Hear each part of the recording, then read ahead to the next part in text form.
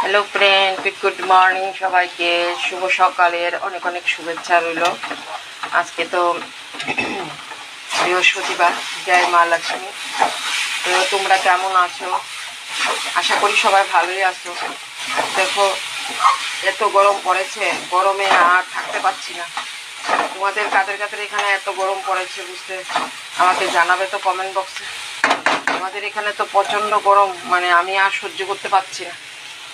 তো দেখো, আজকে তারপরে তো কাজ করতে হবে, খেতে হবে, কাজও করতে হবে। গরম পড়লে কি হবে, খাওয়া তো আর মিস হবে না।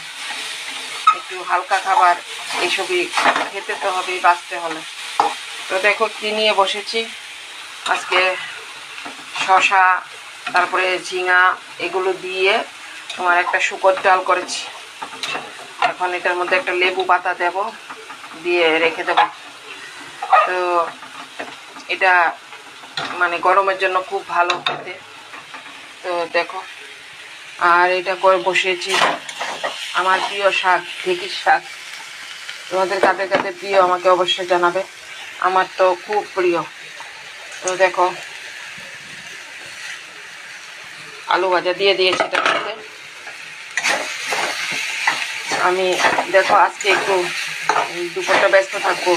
দুপুর বলতে কি, 10টা সাড়ে 10টার সময় তো বেরিয়ে যাব, একটু হসপিটালে যাব।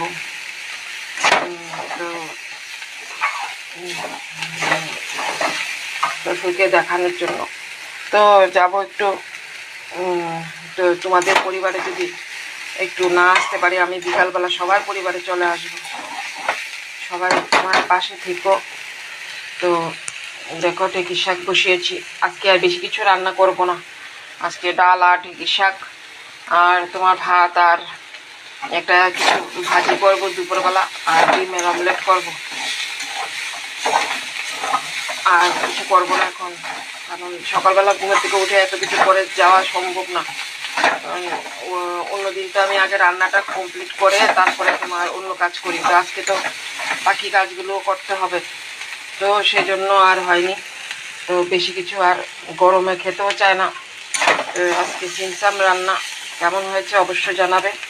সবাই ভালো থাকবে, সুস্থ থাকবে। সবাইকে টাটা, আবার নেক্সট ভিডিওতে দেখা হবে।